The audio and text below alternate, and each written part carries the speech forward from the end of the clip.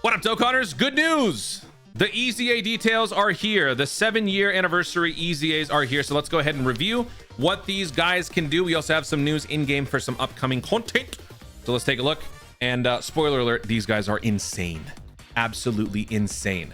Now, one thing that I think a lot of people are surprised about is that they have not elected to increase the leader skills for this 200%, which I guess that's fair considering the new leader skill is only 20% higher. I don't know.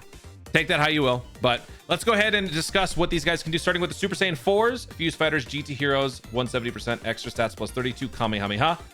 And starting with the Super Attack greatly raises attack and defense, causes Colossal, and greatly raises attack and defense and causes Mega Colossal. So instead of a singular stack, now they double stack.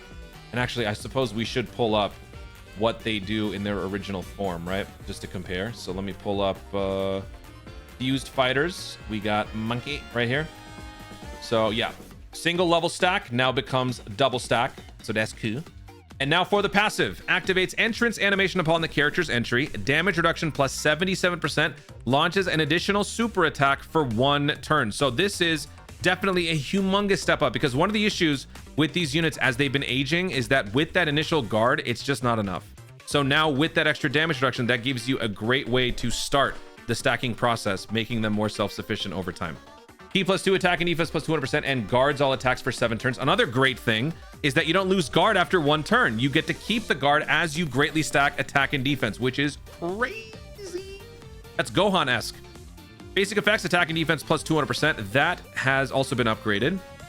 Additional key plus 2 per type key sphere obtained. That used to be key plus 1. For every key sphere obtained, attack and defense plus 10% up to 77. We never had a nuking passive in this unit before. For every rainbow key sphere obtained, chance to crit plus 10%. We also didn't have that. Oh, no, we did. Plus 7% per rainbow key sphere obtained. I never actually noticed that. When attacking with 17 or more key, launches an additional super attack. When attacking with 20 or more key, attacks effective against all types, launches an additional super attack. So we had that before, but now the barrier of entry has been lowered. It is now 17 and it is 20, which is excellent, because that just means if you get shafted on orb pickup, it's still going to be fine. And you have that pseudo crit a lot more easy to obtain. These guys were originally built for additionals and dodge, and I guess we're just going to keep it that way. I guess we'll talk about that when we transform. So transformation, when we get to the Super Saiyan 4 Gogeta, where is that? Let me actually pull it up over here. So we got Gogeta over here, and then we got Monkey over here. So for the super attack, we are going to massively raise attack and greatly raise defense for 1 turn, cause Colossal. And we will massively raise attack and defense for 4 turns, cause Mega Colossal damage, and disable enemy action once within the turn. This is compared to what it used to be, which was greatly raising attack and defense. Now we get that a little bit more on the 12 key. Massively raise attack and defense is a multiplicative thing for the Ultra Super. So now for the passive, let's compare. Damage reduction plus 77% for 1 turn. We didn't have that before, so that's crazy. Attack and defense plus 300%, receives an additional key plus 2 per type key sphere obtained. Again, upgrading from 177. That's huge. It's almost double, man. Attacks effective against all types, guards all attacks, high chance to crit, launches an additional super attack, and foresees enemy super attack. All of that just in the basic effects. You have permanent scouting when you transform. You have built-in crit, you have built-in additional, and you have guard. I mean, dude, they just did so much. They did so much with just that. So that is, I mean, that automatically just laps the original build. For 4 turns in the character's entry, randomly changes key spheres of a certain type to rainbow key sphere.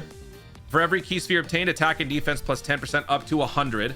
For every rainbow key sphere, for every key sphere obtained, attack and defense plus 10% up to 100. For every rainbow key sphere obtained, chance to crit and damage reduction plus 10%. So this can get you to at most 50%. But if you do that, you're not going to be picking up a lot of these orbs, because with rainbow key spheres, if you pick up 5, you don't get to pick up extra regular orbs. When activating the active skill, or when key is 24, attack plus 50%. When receiving an attack, damage reduction plus 50% within the turn when HP is 50% or less once.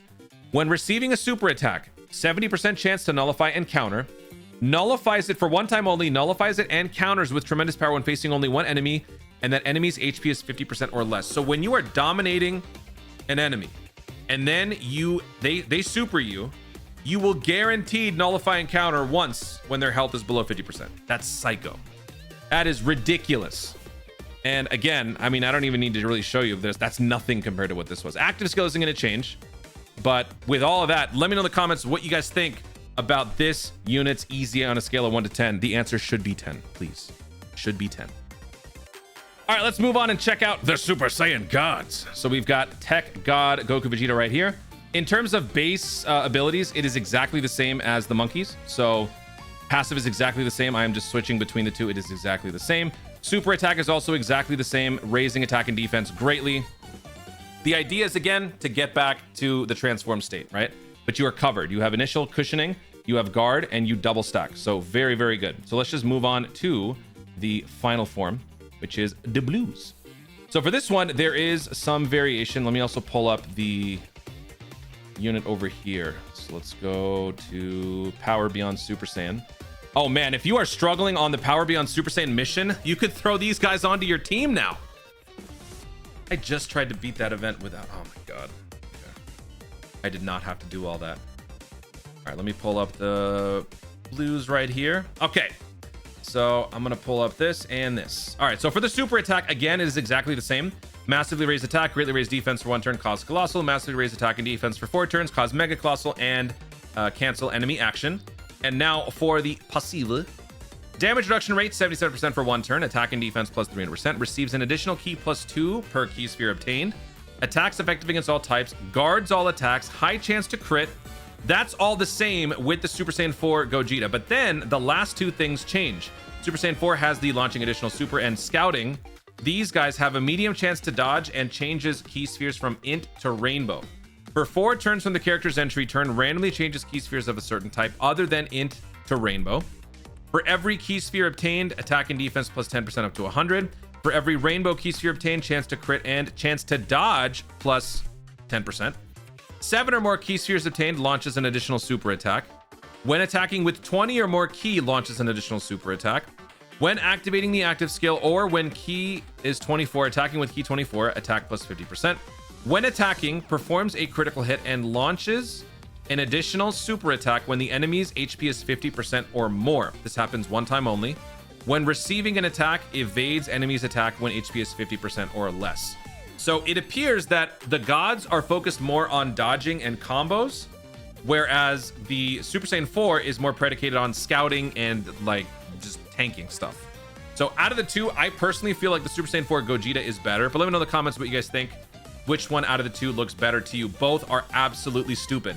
Both units fit on the new units leader skills. I believe only the AGL Gogeta or the AGL LR Vegeta would work for both of them in terms of the full 250/220 because you've got fusion here. This doesn't work with the LR Tech Vegito because Patara Earthbred fighters, but still, I mean, 200, 170%, that's still very good. So you've got leader skill versatility. These guys are going to be amazing slot 2 enforcers to others slot 1s. All I can think about right now is the Super Saiyan 4 team. AGL Super Saiyan 3 to Super Saiyan 4 plus this guy. Oh. Let me know what you guys think in the comments down below. Lastly, let's go over the new upcoming content. We got this announcement in game. So we have, as expected, Supreme Magnificent Battle, Blue Zone.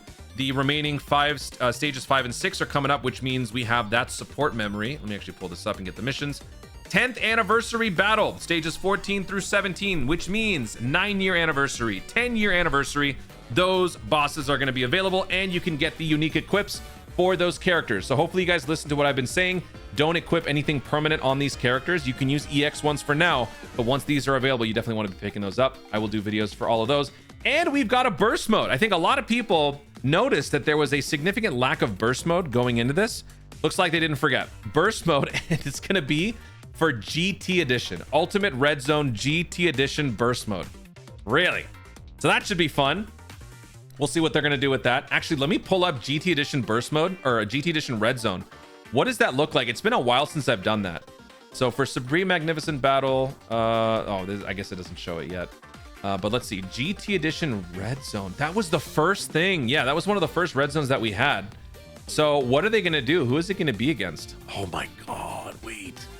Which one of these was like really nasty? It was the Sin Shenron one, right? Where he locked you on the first turn. Yeah, this was incredibly annoying. He could seal you and lock you. That was a big problem. So what if it's this? This one, round 1 was a problem, and then round 3 was the Doomsday Clock thing, right? Where he could just end you in one shot. Let's see what they do. It'll be fun. I think that's it for all remaining content coming up for right now. Yes. And then as far as the whole like EX stuff, we'll have to wait and see. For now, this looks like this is going to be the second half of part 3. We'll have to wait and see when the EX announcement comes up later on. Guys, thank you so much for watching. If you enjoyed the video, be sure to like down below. In the comments your thoughts on the 2 7th anniversary LR EZAs. Are they good to you? Are they bad? Which one is better? For me, Team Monkey. Are you Team Monkey or Team Gods? Feel free to share in the comments down below. Also, be sure to subscribe for more dope content in the future and click the notification bell so that you let YouTube know you want to see more of my stuff doing. Thanks again. Stay tuned and DBZ Dokkan responsibly.